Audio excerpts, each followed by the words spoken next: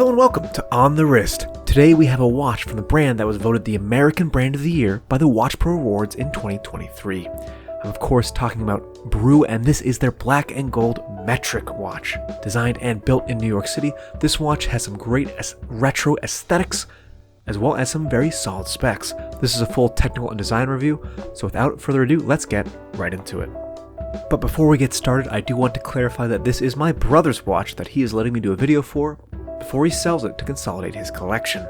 Brew Watch Company is a microbrand that is based out of New York City. They've been getting a lot of attention online for their retro style designs and even won the American Watch Brand of the Year award by WatchPro. Now, one of the first details that I love about this watch is that it uses a Mecha quartz movement. And what that means is if you look at the second subdial there, you can see that the second hand moves at 1 tick per second as a quartz watch does, but when you activate the chronograph hands, it mimics a mechanical chronograph. This means it's ticking multiple times a second, and when you hit the chronograph reset button, it snaps back into place just like a mechanical chronograph. A nice compromise between the cost of a mechanical chronograph and the accuracy and cost of a quartz watch.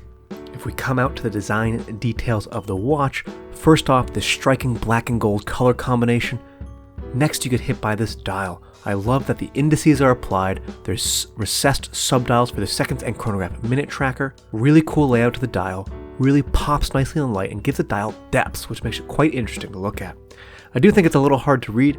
However, I think the aesthetics of it are so powerful. I also like that even though Brew is not a well-known brand, the logo is a coffee bean, but it's fairly faint, hidden well, but still a noticeable feature on the dial. The bracelet has this wonderful taper to it, very comfortable, and has a lot of micro adjustment points at the end of this really solid clasp. If we come to the case back, it's a solid case back, but I do like the design on the back. Catches the light nicely, and it's fun how the Brew logo is centered on it. It does come in this travel case. It's always nice when manufacturers include a practical application to their packaging, so if you go on a trip, you can put it in there and keep it safe. Let's talk about the technical specifications. The technical specs will pull up on the left.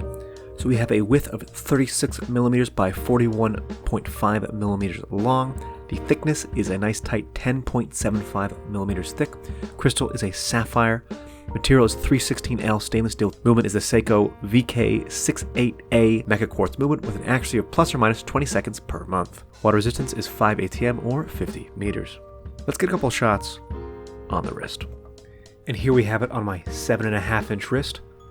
Really well proportioned. I love this tapered bracelet, really nice fit on the wrist, and this dial just pops with the gold coloring. Really flashy watch. Dial is a little hard to read, but it just looks so cool with those raised indices, the very vintage look, the subdials in the places they are. Overall, a very great looking watch on the wrist and definitely eye-catching. The rectangular case is a lot of fun, and I just love how the chronograph second hand just snaps back into place when you hit the release.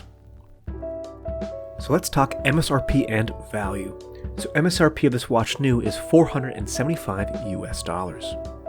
For that, you're getting the Seiko Mecha Quartz movement, full bracelet gold coloring, and a sapphire crystal.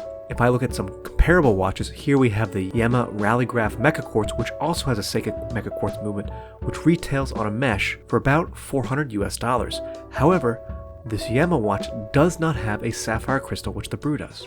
On the other hand, this undone vintage Kili also has a Mecha Quartz movement, not Seiko, but also Mecha Quartz, with a mineral crystal for just under $300. However, that's purely on leather and doesn't have the bracelet option. Where I think the Brew stands out is it is a unique individual design. It stands out by itself. The feature set I think is solid for the price. It might be a little high, but I think the aesthetics of the watch, the black and gold coloring, the attention to detail on the dial, and the unique design do justify that price tag. And as a unique feature, it's offering a sapphire crystal against a lot of other options in that similar price range that are not. But most important to me is when I handle this watch, it feels like solid quality. The bracelet is comfortable, it bends well, the design features feel purposely placed there, and overall every element of the watch feels purposeful and is executed well.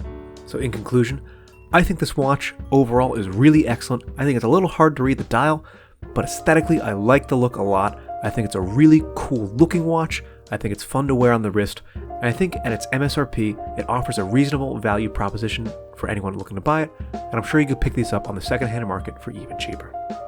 But let me know down in the comments below, what do you think about this watch? Do you like Brew? Do you prefer other brands that have Mecha Quartz watches? Let me know down in the comments below. I'd love to hear what you have to say. That's all for me today. This has been On The Wrist. Thank you for watching.